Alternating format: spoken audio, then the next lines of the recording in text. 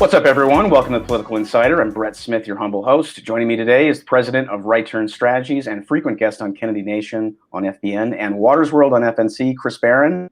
Okay, let's talk your new op-ed. It's titled, "When it comes to 2024, rest assured, the America First bench is deep." And I like this one because it was upbeat. But just for the sake of argument, let's assume that Trump is not running in 2024. You say the bench is deep for 2024. What are we looking at? Well, I mean, look, I think right now a lot of attention is being paid to Ron DeSantis and Governor Noem in South Dakota, and with good reason, because the focus has been on COVID and on their responses to it. And obviously, look, I told a reporter this week, I don't think anybody's been helped more by COVID than Ron DeSantis. He has definitely handled the COVID pandemic. He's balanced keeping people safe, while at the same time keeping his economy open. He looks like a superstar compared to idiots like Andrew Cuomo. So obviously, like, his stock is super high right now. But, I went back and I looked at polling from April of 2013, roughly, the same time after 2012 that we're looking at after 2020. When it was the folks who were topping the list were Marco Rubio, Paul Ryan, Chris Christie, Jeb Bush.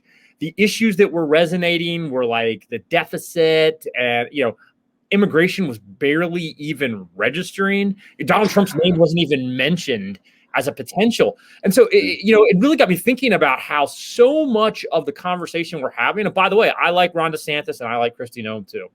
But the truth is we don't know how much responding to COVID is going to even matter in 2023 when this gets started, which really got me thinking about, there are lots of names that are out there, folks who are rising stars in the America First movement who we ought to be keeping an eye on. It's people like Sarah Huckabee Sanders, who's running for governor in Arkansas, a former ambassador, Rick Grinnell, who is considering a run in California for governor during the recall of Gavin Newsom. There's a lot of folks like that all across the country that, we couldn't guess in April of 2013 that Donald Trump was going to be the nominee in 2016 and was going to assume the presidency in January of 2017. I think it's real difficult for everybody who's trying to play the horse race game right now to even kind of accurately predict what the field's going to look like and what are going to be the issues that are motivating voters at that time. Yeah, no, it's such a different world than, you're talking about Marco Rubio and Paul Ryan and the deficit. It's just like, that's all like a pre-Trump world, right? And we're in this post-Trump world where he's still relevant, but it's just those names. It's just hilarious to think that those were the focus of our attention back then, pre-Trump. It's amazing. Such a world of difference. Paul Ryan wouldn't get 1% now. No. I mean, and by the way, people thought that like the Ryan budget blueprint that we should give a crap about it. No one gave a crap about the Ryan budget blueprint. It's like, no. Nobody told them. And finally Trump was like, "Oh yeah, you guys don't have to care about that crap anymore." And we're like, "Oh, good," because we didn't care about it to begin with. Well, you mentioned some interesting names, the America First candidates for 2024. Give us a couple of reasons why each one of these people would be fantastic or should run for higher office or get in the game. Well, Sarah Huckabee Sanders, arguably nobody had a more difficult job in Washington in the Trump administration, maybe in any administration, than press secretary. I love President Trump. Awesome guy, but he's not a message discipline kind of guy. He's the type of person who is going to say whatever's off the top of his head. And for somebody who does communications and PR like I do, like Sarah had to do, that can be a very difficult job. And couple that with a mainstream media that was hell-bent on destroying the president at all times. I remember sitting in her office in the White House and saying to her, "I don't understand how you can stand there and take incoming and you never seem affected. Like no matter what they said to her, they just couldn't get a rise out of her." It's a level of professionalism and just kind of mastery of craft that was amazing to watch. And, Kayleigh McEnany did a really great job. But I think for most people, Sarah Huckabee Sanders is one of the real superstars from from the Trump administration. And look, she comes with an amazing pedigree in Arkansas. I had a back and forth with Sarah this week where I said to her, it seems like you're having a lot of fun on the campaign trail. It's almost like you were born to do this. And it's true. I mean, her father was a former popular 2-term governor of Arkansas. She volunteered on her dad's campaigns, on his presidential campaigns. She's been in and around politics her entire life. And so I think she marries this long history in politics, and in particular in Arkansas politics, and understanding that state with a real connection with the Trump base. And so I think that's an unbelievable advantage for her. And by the way, look, I think all of us would love, none of us want to play identity politics. I think all of us would love the first woman president to be a Republican. I think most of us expect it will be unless Kamala Harris, assumes the presidency, but the first one to get elected is going to be a Republican. And I think Sarah would be amazing. I think she could make a lot of inroads with some of the suburban women voters that we have had trouble keeping in the coalition during the Trump years. The same thing for Rick Grinnell, but so weirdly, like, Rick's kind of the polar opposite of Sarah. Rick is definitely much more animated and passionate and driven, and Rick isn't afraid to go toe to toe with folks all the time. I mean, I hear it from folks in the base all the time when they're talking about, like, who do you love for 2024? I hear Grinnell's name all the time. Like, people just love the fact that this is a guy who will fight. And by the way, like, Rick didn't start this during the Trump administration. Rick has been a warrior for conservatives for his entire life. Like, this is a guy who Democrats tried to stop getting, the ambassadorship to Germany because they were complaining about his mean tweets that have been going on for years and years and years, because Rick has been willing to hold the left, and in particular, the left-wing media, accountable for what they're doing. And so I think Rick, again, brings that fire and that fight. And look, hell, I mean, everybody thought Pete Buttigieg as a potential presidential candidate was, making such huge strides for gay people. Look, I'd love the first gay nominee for a major party to be Rick Grinnell. And look, I mean, I don't know if he's going to run in the California recall, but under normal circumstances, I say he doesn't have a snowball's chance in hell of winning the governorship of California, given how far left it's gone. Crazy things happen during recall elections. Yes, they do. That's how we got Arnold Schwarzenegger as governor in California. And crazy things could happen this time. And what a huge jumping off point that would be for Rick if he ended up governor of California. It'd be amazing. Absolutely amazing. I met him at Trump Hotel, I think right before he got the ambassadorship to Germany. And he was just super nice. Just a regular guy. I just felt like I was talking to an old friend, and I had just met him. But a really impressive guy. And I think he has a shot. Like you said, there's sort of a interesting opportunity with this recall, which it looks like it's going to go ahead. It's going to get on the ballot, and California voters are going to have at least a chance to vote on it. But he's got an opening, I think. Yeah. And by the way, look, I've known Rick for almost 20 years. And the amazing thing about Rick is he's the exact same person that I knew 20 years ago. It's the same way. We did that episode of Political Punks, and I was, talking about the Trump stories from inside the White House. And, like, Trump's one of those guys who's the same person he's always been. You know what I mean? Like, politics hasn't changed him.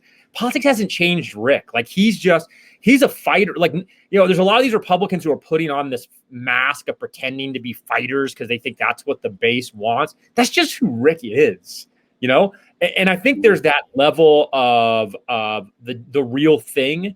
This is something genuine that people feel. And I think it's one of the reasons why so many folks in the base have flocked to Rick, is because they realize this isn't a show. This isn't an act. Like, he's a fighter because that's just in his DNA. That's who he is. Yeah, absolutely. Well, here's a hard part. Let's go back through Sarah and Rick and tell me maybe a weakness that they have, or something maybe they need to tighten up in anticipation of running? I mean, one, I think Sarah's biggest weakness is just going to be she's so damn nice. You know? Like I just that same kind of thick skin and affable nature that made her like the perfect press secretary, and who would make her the perfect governor of Arkansas. Like, you know, that I think she's gonna have to sharpen the knives a little, like, you know. And look, I love her. I completely think she's capable of it. She'd be amazing. But she may need to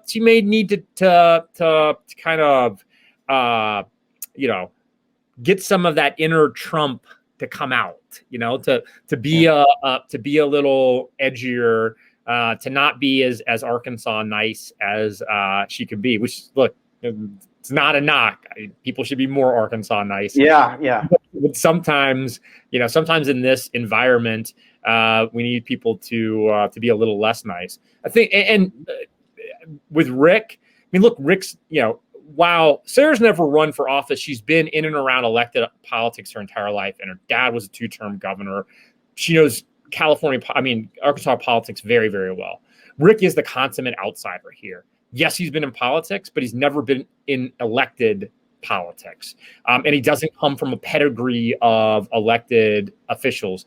And let's be honest, Rick's politics are far to the right of where California is. So I think for Rick, his biggest stumbling block would be the actual California piece. If he decided to run in the recall, not that running and losing in the recall would be the end to thinking about 2024. But I think if he ran and he didn't win, he'd have to run a hell of a race. It would have to be one of those, like, this is the blueprint for how we win in places where we think we're not competitive. It couldn't be one of those go out and I get wiped out like Kim Classic in Baltimore. You know what I mean? Like it's a big game. If he's even thinking about 2024, and I think he should be. You know, I think being from California is difficult. You know, and again, coupled with the fact that he hasn't been involved in elected politics before. Yeah, it would be amazing, though. That'd be a fantastic springboard for him if he did get it, if he became governor. And I mean, how many years? I mean, when was Schwarzenegger? How many years we got to go back to where there was a Republican governor in California? Maybe it was at 2003. I think so. Yeah. And so the funny thing is, look, if Gavin Newsom was to be recalled and Rick was to become governor, he would immediately jump to the top. Like, people would be talking about him as a top tier 2024 presidential nominee. Look, after Schwarzenegger won in California, Schwarzenegger wasn't eligible to run for president. There was an amend for Arnold effort. I remember that. Yeah. A constitutional amendment that would have allowed Arnold Schwarzenegger to run for president, because that was the kind of springboard, because that was like, holy crap, we've got a Republican who won in California. And that was before, look, that was 20 years ago. Like, we had actually had Republican governors in California pre-Gray Davis. Right. But yeah, it wasn't Reagan wasn't the last one prior to Gray Davis. There had been some before. It's just kind of few and far between.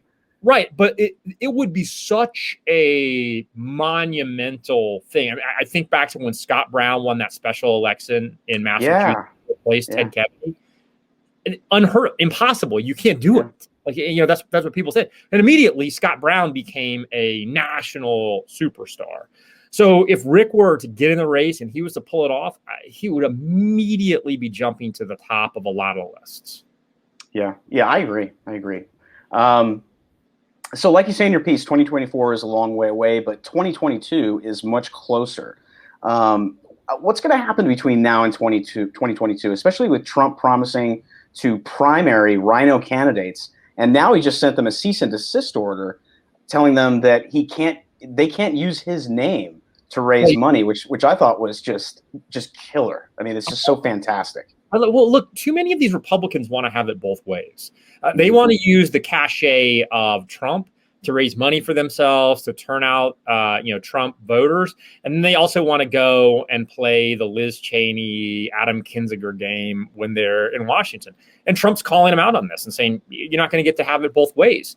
Look, I understand what the job of the NRCC is. It's to elect, Republicans, and that means protecting incumbents. That's not Trump's job.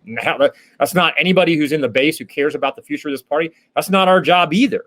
Our job is not to go out and protect Liz Cheney. Quite the contrary, it's to replace Liz Cheney. So the NRCC shouldn't be able to be, raising money off President Trump's likeness when they're at the same time supporting folks like Liz Cheney and Adam Kinzinger, who tried to have the president removed. So, I mean, that's, they're going to have to decide what party they want to be. And look, I was excited to see Trump said that he's going to get involved in Alaska and trying to take out Lisa Murkowski. Sarah Palin has talked about primarying Lisa Murkowski before. I hope she does. I think she would be a formidable candidate. I know that there's an effort underway to change the law in Wyoming that would require a candidate to get 50% plus one in the primary or have a runoff. Liz Cheney's supporters and backers are trying to stop that effort because they think that in a multi-candidate primary, she could end up shy of 50, but still be on top and win. And so I think that effort hopefully will succeed and will make sure that somebody has to be in a one-on-one with Liz Cheney. But we need to make sure that folks like Liz Cheney and Lisa Murkowski and Adam Kinzinger don't have a future in this party and that they're sent home by the voters in 2022. That's the most powerful thing we do. And by the way, when we retake the House in 2022, if and when we do, which I think we will, I think we need a leader. I don't think we need Kevin McCarthy. His decision to stand by Liz Cheney speaks volumes, and I think we need a leader who is more clear about the direction of this party. Yeah, you want to talk about having your cake and eat it too. When I saw that statement by McCarthy, I was just kind of like, okay, so he's just going to walk the fence. He wants all the benefits of Trump and America First and MAGA, but at the same time, he wants to stand behind Liz Cheney from the standpoint of, I guess, letting her have a voice or something. It was a very strange statement. And leadership, how can you tell me that you support President Trump's agenda on one hand, while on the other hand saying, I actually support this woman being in leadership who wants the president removed from office and banned from ever running again? Like, those two things, you cannot square that circle. It can't be done. You have to pick. And he decided that he wouldn't. Well, we're going to have to pick, and we're going to have a speaker that we can trust is going to make sure that the president's America First agenda is continued on successfully. And unfortunately, I don't think that is Kevin McCarthy. And he's made it clear himself. It's not the photo ops in Mar-a-Lago aren't going to be enough. We need more. I'd love Steve Scalise to have that spot. And I think he's earned it, frankly. I think Scalise would be good. I think there's a lot of folks. I think that it is time for a new generation of Republican leadership. I think we need to be, looking at folks in the Freedom Caucus who have been consistent fighters who we know we can trust. And same thing in the Senate. We've seen, Pat Toomey's retiring, Roy Blunt's retiring. Right. Saw that yesterday. Richard Burr in North Carolina retiring. We need to make sure that we're sending folks who are an upgrade on all of those senators. These are all rhinos, too. These are all kind of old school rhinos who are all basically putting themselves out to pasture. And, I'm sitting here thinking this is a great opportunity because if we field the right candidates, if we field America First and MAGA candidates, we can push more of these rhinos out, show them exactly what they're in for, which is at the very least a primary. Maybe they don't win, but I think we got to be competitive. We got to send a message. Look, I'm willing to concede that in some states, we're going to have candidates if they want to win who aren't going to be my cup of tea, who are going to be more establishment, more moderate than I would like. In my home state of Maine, Susan Collins, she's a perfect example. Susan Collins is one of the only folks who could hold that Senate seat. So do I get frustrated with Susan Collins? Absolutely. Mm-hmm. But I know at the end of the day that she's one of the only Republicans who could win that seat. A lot of these other Republicans, that's not the case. Any Republican with a pulse could be elected in Alaska.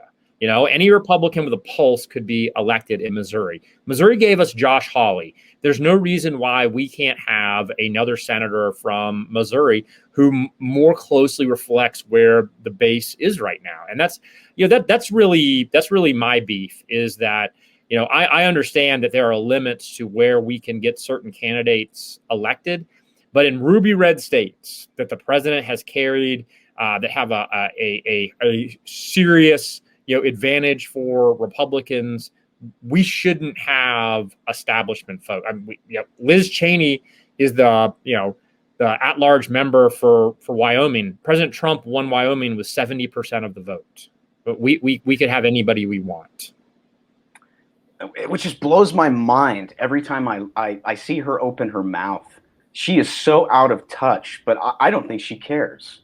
I think this is all about the Cheney legacy and her dad and you know and standing firm for. She thinks she's going to win. She thinks she's going to win. She thinks she's going to win. How's that possible with the margins that Trump won by? Because they think the Trump moment's going to end. They think the Trump moment, they think that we're all getting put back in our cages. All the monkeys are going back in their cages, and we're going to go back to the way things were. Why do you think McConnell delivered that blistering speech of the president on the Senate floor? Because he thought that the Trump moment was over.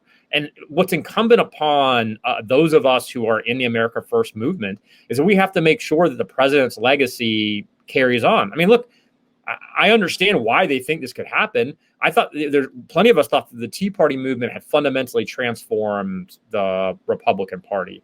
And the fact is it didn't. The Tea Party got co-opted by the Mitt Romneys of the world, and the Tea Party fizzled out and essentially died. And that's what we have to prevent have happening to the America First movement. Do you think it died? Do you think it died, or do you think it just kind of morphed into MAGA and America First? No. I mean, I think it died.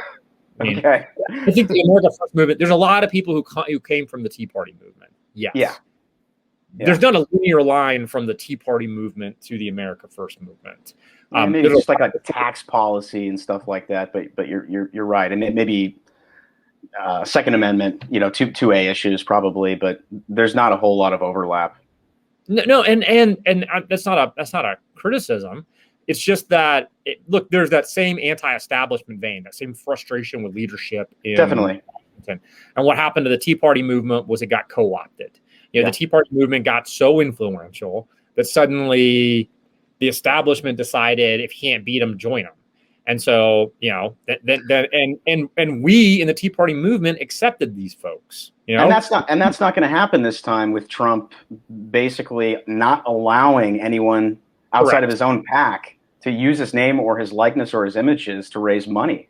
That's the difference. The Tea Party movement was this kind of amorphous grassroots. Just happened. You know, it had no titular head. It had no real leader like a Trump. And that's tons of groups all over. It was as grassroots, you know, bottom up as you could possibly get, which was great. I loved it. But at the same time, the drawback to that was it was very easy for people to then co-opt it, for the establishment to pick it off, and then all of a sudden for you to be like, is this really the Tea Party? Like, you know, is Mitt Romney a Tea Party guy? No, of course not. But we let it. Is Paul Ryan a Tea Party guy? But those PACs that had Tea Party in the name were backing guys like that. So you know that's kind of where it ended up.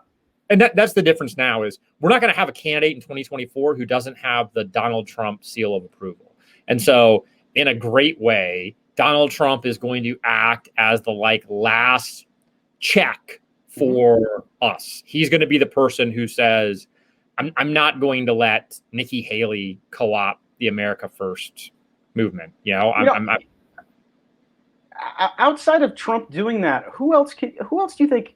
Has there ever been a kingmaker like this in the past? I can't really think of anybody other than maybe like Rush, who would never back anybody until they got the nomination. Rush never backed anybody in the primaries. He always figured, you know, I'm going to allow democracy to take place and the voters to choose the candidate.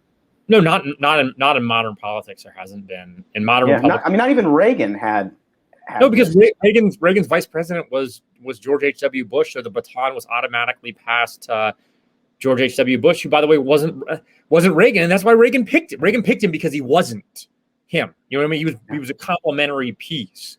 And look, we'd have been much better if George H.W. Bush hadn't gotten the nomination in 1988. We'd have been, blew it. No, I mean, it would have been. We would have been the party would have been in a much different place. Even if it would have meant, even if Bob Dole would have been the nominee in '88 and would have lost, whatever, we just would have been in a different place. That the baton being passed to George H.W. Bush, set us up for what we've now been dealing with 3 decades of the Bush family's, legacy on the Republican Party, which, quite frankly, is a terrible one. I can't think of a family that has done more damage to the Republican brand than the Bushes have. George H.W. Bush broke the fundamental promise that he made to voters about read my lips, no new taxes. Like George W. Bush is the person who got us into endless wars. Both of them squandered 90% approval ratings. George H.W. Bush, after the invasion of Kuwait to remove Saddam Hussein's forces. George W. Bush, after 9/11. It's unbelievable to me that you could squander that amount of goodwill. And that's what they did. I mean, look, George W. Bush left with Democrats having a supermajority, a veto-proof supermajority in both houses. The House, that's insane.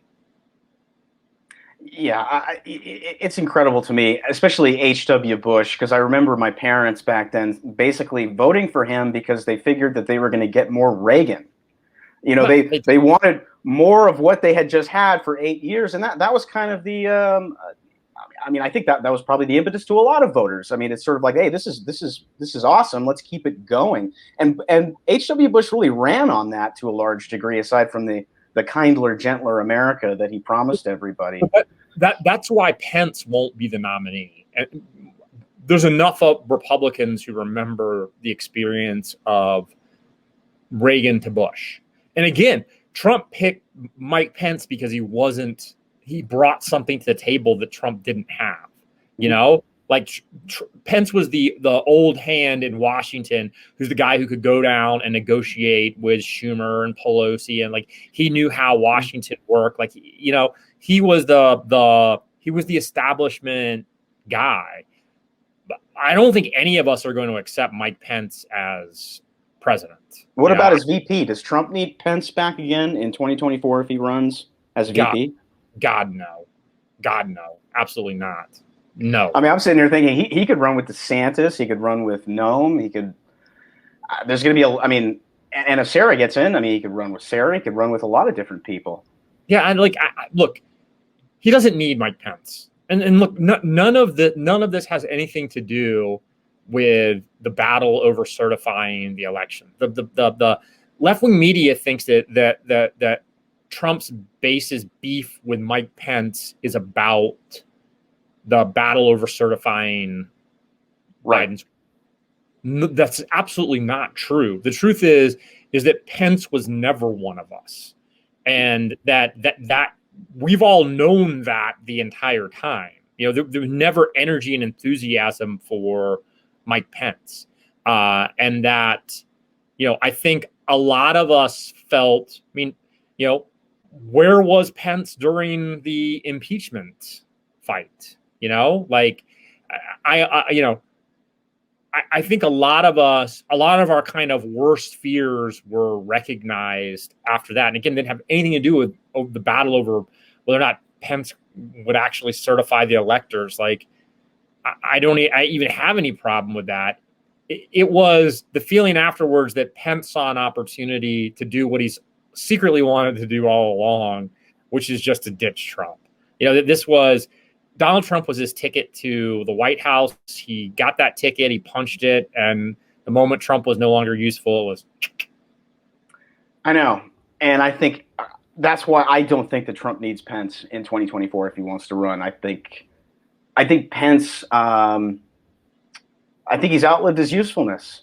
I think he served a purpose in 2016, and and a lot of that I thought was to get maybe some establishment and sort of older Republicans or people who are maybe a little nervous about Trump because it was a gamble.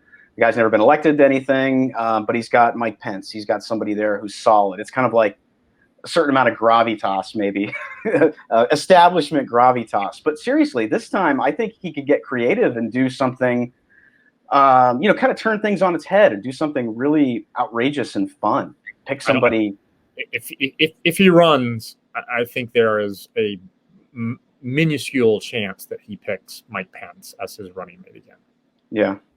And again, I actually don't dislike Mike Pence. I've known Pence. He's a completely stand-up guy, quality guy. He's just fundamentally not one of us. I mean, that's not even where he comes from. I mean, he comes from the social conservative establishment wing of the party that was never comfortable with Trump. Like, Trump was the brash, crass New Yorker. Again, he was part of Bushwood. Exactly.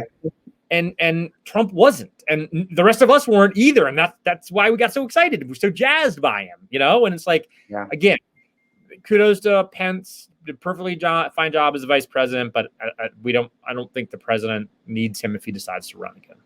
Yeah, no, I totally agree, and really, it's exciting because it just kind of adds more mystery to 2024, and. It's going to be a lot of fun, I think, to watch what happens because I'm upbeat, man. I mean, honestly, even though the border to the south of me is completely wide open and we're getting spikes in COVID cases because all these illegals are coming up. So. Exactly. It's just madness. But at the same time, I'm just kind of looking at this and I'm thinking the worse it gets between now and 2022 and 2024, the better for us. We need some real pain, frankly, to kind of shake people out of apathy and get them paying attention. Yep, and the number of people who realize that, so you didn't like the mean tweets, and now look what you got. Like, I keep saying, everybody posts these pictures of gas prices, which were here. They're about during Trump, they're about $1.85 a gallon. Now they're closer to $2.60 to $2.80. And every time I see people post this stuff, I comment back and I say, yeah, but we don't have to fear Trump's words anymore. We don't have to fear his tweets anymore. You're a white suburban woman who voted for Biden because you don't like Trump's words, but your husband is now out of a job and you're paying twice as much for gas and anything that comes on a truck. Yep. Well, and that's what's so great is we're going to have an opportunity to contrast the 4 years of results under the Trump presidency with the 4 years of disaster under the Biden presidency. And it's why I think that no matter what happens, and again, I'd love it if President Trump runs again. If he does, I'd 100% support him. If he doesn't, which I think I would guess he probably won't. But if he doesn't, I think we've got a lot of great nominees, and no one's going to get through the primary without Donald J. Trump's stamp of approval, and I trust at the end of the day he'll make the right choice. I do too. He's the firewall, and I'm very confident. What feel comfortable. Yeah. Like we're not going to get railroaded by the establishment. We're not getting another Mitt Romney. It's not happening. Yeah. We've got Trump. Yeah, absolutely. Awesome. Well, sadly, we're out of time. I want to thank Chris for joining me. Chris, give everyone your social media coordinates so they know where to find you. Yep, they can follow me on Twitter at Chris R. Barron. Okay, awesome. Everyone make sure and check out thepoliticalinsider.com and subscribe to our newsletter so you don't let big tech dictate the news to you. Also follow us on Facebook, Instagram, and Twitter. Please like and share this video far and wide. Subscribe to thepoliticalinsider.com on Rumble and YouTube so you never miss any of our videos. Until next time, everyone, keep the faith and stay frosty. Thanks.